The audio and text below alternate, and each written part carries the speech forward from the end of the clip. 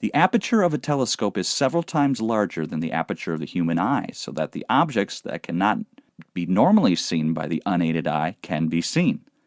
Light-gathering power of a telescope is proportional to the area of its aperture and hence depends on the square of the radius of the mirror. Therefore, a 20-centimeter diameter telescope collects 4 times more photos than a 10-centimeter diameter telescope.